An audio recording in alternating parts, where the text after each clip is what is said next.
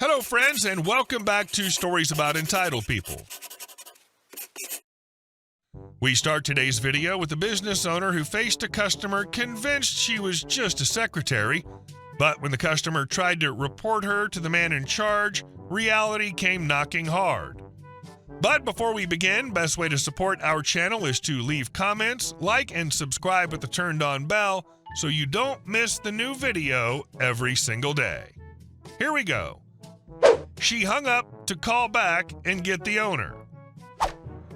When I first opened my chimney sweeping business, I decided to brand it under the shortened version of my first name. It's the kind of name that, when clipped short, tends to be assumed masculine. I didn't think much of it at the time, just figured it sounded catchy and fit well with my little logo of a witch flying across a chimney on a broom. Honestly, I thought the broomstick witch gave away the fact that the business was owned by a woman. Apparently that was too subtle for some people. One afternoon the phone rang and I picked up to find a woman on the line. She wanted a quote for a chimney cleaning. Standard stuff. I asked her about her flue, fireplace type, last time it had been cleaned, and so on. Then I gave her the price. Immediately she scoffed. "That's outrageous. You're charging way too much," she snapped. Now, I try to be professional. I've dealt with grumpy customers before, and I know half the time they just want to argue for a discount, so I calmly explained, "Well, ma'am, we do offer discounts for senior citizens or military veterans. Are you either of those?" She confirmed that she was indeed a senior citizen. Great, I thought. Easy enough. I recalculated the cost, applied the discount, and quoted her a lower price. She still wasn't satisfied. Instead of appreciating the fact that I'd literally just reduced the price for her, she raised her voice. "This is still way too much. I'm going to call," shortened version of my name, "and tell him to fire you for trying to scam me like this." For a moment, I blinked in disbelief. Then I realized what was happening. She thought I was an employee. She thought the name on the business belonged to some big, strong man who owned the company, and that I was just a little secretary trying to overcharge her. I couldn't help but smile. "Of course, ma'am," I said sweetly. "Why don't you go ahead and give him a call? I'm sure he'd be very interested to hear from you." And with that, I wished her a pleasant day and hung up. I could practically picture her dialing the number back, demanding to speak to the owner, and getting me on the line again. The mental image still makes me laugh. What always struck me was how unnecessary her tantrum was. Chimney cleaning is messy, physical work. The pricing isn't arbitrary. There's labor, equipment, insurance, liability. But to her, the real crime was that a woman dared to be the one setting the price. Her generation seemed to struggle with the concept that women could own and operate businesses, especially ones involving soot and ladders instead of sewing machines or cash registers. Here's the kicker, though. My rates were actually on the low end compared to competitors.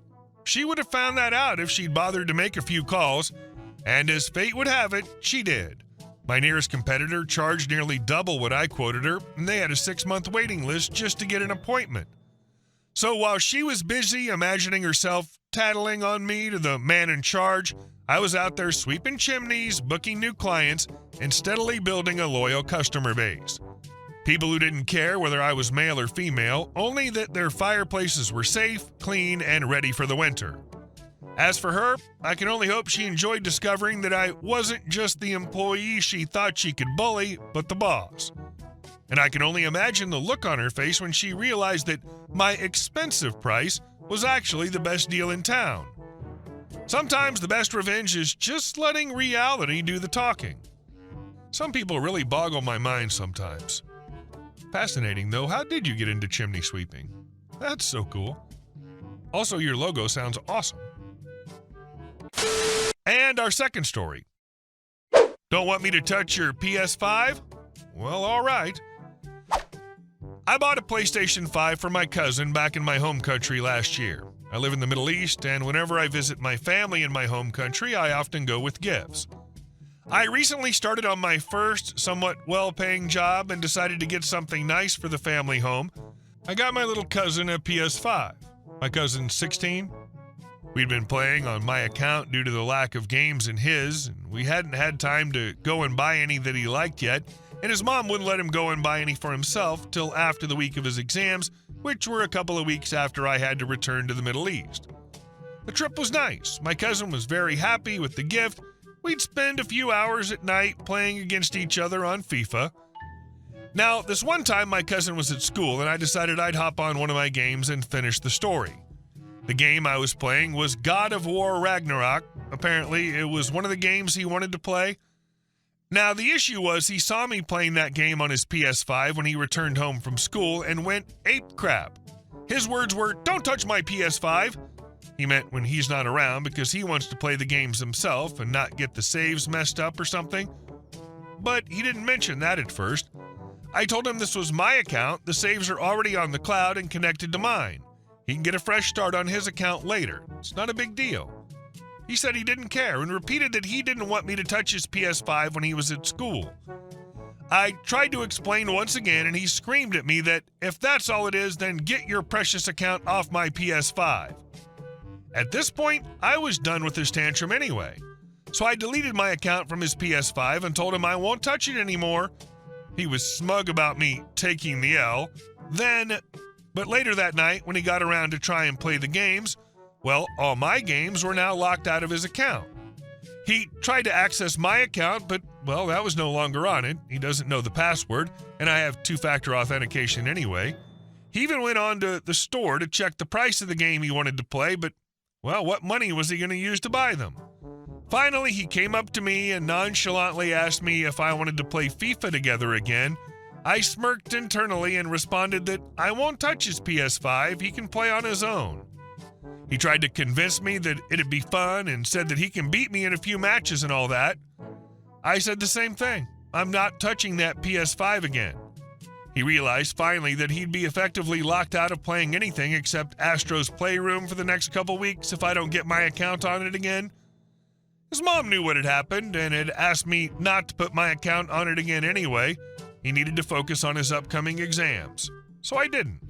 No matter how much he begged me, I let him stew with no games with the PS5, teasing all the while I enjoyed the rest of my vacation with the rest of my family. Edit. My cousin did apologize, albeit a few days after I'd left the country. That may have been his mom taking him to task about the entire thing, but he did seriously apologize for it, and I could tell he meant it. I didn't take it any further than this because, well, he's just a kid. I let his mom handle everything. And our next story. This guy thought I'd fund his Publix trip. All I offered was a sandwich. This happened years ago, back when I was still in college. For context, I worked as a vet tech. People always see scrubs and assume doctor or nurse, like I was some high-powered professional rolling in money. In reality, I was a broke student working long hours for not great pay, constantly juggling shifts, homework, and exhaustion. My car, a 2007 Yaris hatchback, was living proof that I was very much not some wealthy doctor. One evening after a long day, I stopped at a gas station to fill up. I was zoning out by the pump, just looking forward to getting home when this man approached me. He looked worn out, clothes a little ragged, and he wasted no time asking for help. He told me he was hungry and had no money. Now, I didn't have much myself. I was barely scraping by, living on ramen, cheap frozen meals, and whatever leftovers I could snag from the clinic break room. But I figured I could at least help a little. I told him, I don't have any cash, but if you want, I can get you a sandwich or something from inside. Instead of being grateful, he just stared at me, and then, completely deadpan, he said, "No, I want you to drive me to Publix and buy me groceries." At first, I thought I misheard him. Groceries? Publix? Did this guy just skip straight past my offer of a sandwich and ask me to chauffeur him to the grocery store and fund his shopping trip? So I blinked and said, "Excuse me?" And he repeated himself, word for word. "I want you to drive me to Publix and buy me groceries." The audacity was unreal. I couldn't believe what I was hearing. I flat out told him no. I reminded him I had offered him food and he'd turned it down. Then I told him he needed to get out of my face and go bother someone else. He just walked away like I had wasted his time. No apology, no gratitude, nothing. I figured that was the end of it. Weird encounter, lesson learned, move on. But a couple weeks later, I stopped at the same gas station again. Same little Yaris, same scrub, same tired student energy. And like deja vu, here comes the same guy, same spiel. He was hungry, broke, and needed help. This time I didn't even let him finish. I'd had enough. I snapped. I told him loudly to get the hell away from me before things got real. My patience for this act had worn completely thin. And you know what? He backed off fast. Apparently yelling worked better than kindness. It's been years since that happened, 2014 give or take, but it still pops into my head sometimes. Not because it scarred me or anything, but because I'm still floored by the sheer entitlement. How wild is it that someone could look at a broke student in scrubs standing next to a beat-up hatchback and think, yeah, this person will buy me a week's worth of groceries? Here's the thing, I wasn't unwilling to help. I did offer something practical, something immediate, something within my means. But apparently that wasn't good enough. He didn't want food, he wanted a chauffeur and a full grocery run. It was a good reminder that sometimes people aren't really looking for help. They're looking for exactly what they want on their terms, and nothing less will satisfy them. That's not need, that's entitlement. So yeah, I tried to be kind. I offered what I could, but he wanted the whole package, and I wasn't about to put myself at risk or spend money I didn't have. Lesson learned. Sometimes no is the kindest word you can give. And our last story. Karen used my neighbor's pool without permission. A couple years ago, I was house sitting for a neighbor who went away for a long weekend. Easy gig. Water the plants, grab the mail, keep an eye on the pool and house. The owners gave me one warning: watch out for Karen. She lived a few houses down with her pushover husband and their two obnoxious teens. They had a habit of treating other people's property like a public park. On the second morning, I noticed something was off. Pool chairs were moved, towels missing, wet footprints all over the deck. Then I spotted an empty soda can bobbing near the filter. I checked the cameras. There they were. Karen boosting her kids over the gate while her husband played lookout. They swam, splashed, even rifled through the pool toys like it was their backyard. I was pissed. Aside from being entitled, it was dangerous. If one of them got hurt, I'd be stuck explaining it to the cops. The next day, I dumped in a heavy dose of chlorine shock. For those who don't know, if you don't swim right after adding it, unless you enjoy red skin and burning eyes, the timing was perfect. The water would be crystal clear by the time the owners came back, but anyone dumb enough to trespass before then was in for a surprise. Sure enough, that afternoon I spotted Karen hauling a ladder to the gate. She barked orders like a drill sergeant while her husband pretended to be busy on his phone. Within seconds, her teen cannonballed into the water. Their shrieks of joy turned into full-blown screams. Kid 1, "Mom, it burns!" Kid 2, "My eyes, I can't see!" They scrambled out, red-skinned, rubbing their faces and wailing. Karen jumped in, yanking them by the arms, and spun toward me because I was standing there on the patio, arms folded, grinning. Me. "Nice swim? You want me to grab you some goggles next time?" Her face went sheet white. She grabbed her husband and kids and bolted, leaving wet footprints all the way down the street.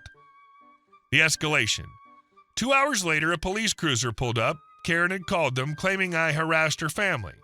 She stood there, fake tears streaming, pointing at me like I'd personally dunked her kids in acid. Karen, "He set a trap. He poisoned the pool while we were using it. My children could have been killed." The officer turned to me, clearly trying not to roll his eyes. Me. "Funny thing about that, I've got cameras. Want to see who actually trespassed?" I pulled up the footage, Karen lugging the ladder, the kids jumping the fence. The officer watched, nodded, and then turned back to Karen. "Officer, ma'am, this isn't his pool. It isn't yours either. You and your family were trespassing. You're lucky he didn't press charges already."